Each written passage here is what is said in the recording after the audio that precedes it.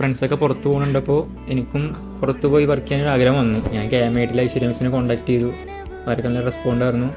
എനിക്ക് ഷാർജയിലോട്ടൊരു വേക്കൻസി കിട്ടിയപ്പോൾ ഇൻഷാ അല്ലാഹ് ജനുവരി 12 ഞാൻ അങ്ങോട്ട് പോകും. എനിക്ക് ഫസ്റ്റ് പ്ലേസ്മെന്റ് വന്നത് ലക്ഷദ്വീപിലോട്ടാണ്. ഇപ്പോൾ 2 വർഷത്തിന് ശേഷവും ഞാൻ പ്ലേസ്മെന്റ് ചോദിച്ചപ്പോൾ അവർ എനിക്ക് ഷാർജയിലോട്ട് തന്നു. KMT കോൺടാക്ട് ചെയ്തപ്പോൾ അവർ ഷാർജയിൽ ഇങ്ങനെ ഒരു വേക്കൻസി ഉണ്ടെന്ന് പറഞ്ഞു. അപ്പോൾ കൂടുതൽ അന്വേഷിച്ചപ്പോൾ ഓക്കെ ആയിട്ട് തോന്നി. പിന്നെ എൻ്റെ ഫാദർ ഷാർജയിലാണ് വർക്ക് ചെയ്യുന്നത്. അപ്പോൾ പിന്നെ ഒന്നും ആലോചിച്ചില്ല, ഓക്കെ ആയിട്ട് തോന്നി, ഞാൻ ഓക്കെ പറഞ്ഞു.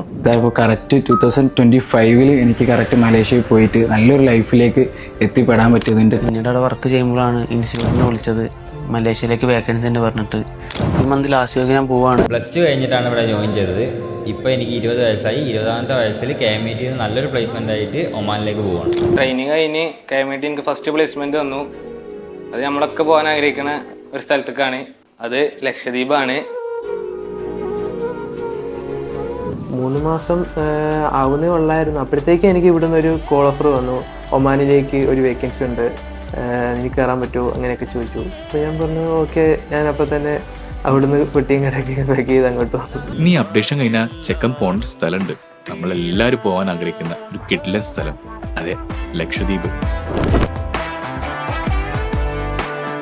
ലക്ഷദ്വീപിലാണ് നമ്മുടെ പുതിയ പ്ലേസ്മെന്റ് ചെക്കൻ്റെ. ഇത് നാസിം. ഇപ്പോൾ ട്രെയിനിങ് കഴിഞ്ഞിട്ട് പ്ലേസ്മെൻറ്റിന് പോകാൻ നിൽക്കുകയാണ്. ഇവന് പ്ലേസ്മെൻറ്റ് കിട്ടിയിട്ടുള്ളത് അജ്മാനിലാണ്. KMIT വിളിച്ചിരുന്നത് അബ്രോഡിൽ പ്ലേസ്മെൻറ്റ് ഉണ്ട് പറഞ്ഞിട്ട്. അങ്ങനെ ഇപ്പോൾ ഒമാനിലേക്കുള്ള ഓഫർ ലെറ്റർ വന്നു. ഞാനിപ്പോൾ പോകാനുള്ള പരിപാടിയിലാണ്. KMIT ദുബായിക്ക് ഒരു വേക്കൻസി ഉണ്ട് പറഞ്ഞ് കോൾ വന്നിട്ടുണ്ടായിരുന്നു. അങ്ങനെ ഈ മാസം ലാസ്റ്റ് ഞാൻ ദുബായിക്ക് പോവുകയാണ്. ട്രെയിനിങ് കഴിഞ്ഞ് പെട്ടെന്ന് തന്നെ എനിക്ക് KMIT ഒരു പ്ലേസ്മെൻറ്റ് സെറ്റാക്കി തന്നു.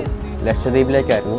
KMIT അബ്രോഡിലേക്ക് ഒരു ഓഫർ വരുന്നത് അത്യാവശ്യം നല്ല ഓഫറാണ്, ബഹ്റൈനിലേക്ക്. അപ്പോൾ ഇൻഷാ അല്ലാഹ് മാസം അവസാനമായിട്ട് ഞാൻ പോകാനുള്ള പരിപാടിയിലാണ്. സോ ഇപ്പോൾ KMIT എനിക്കൊരു അബ്രോഡ് വാക്കൻസി തന്നിട്ടുണ്ട്.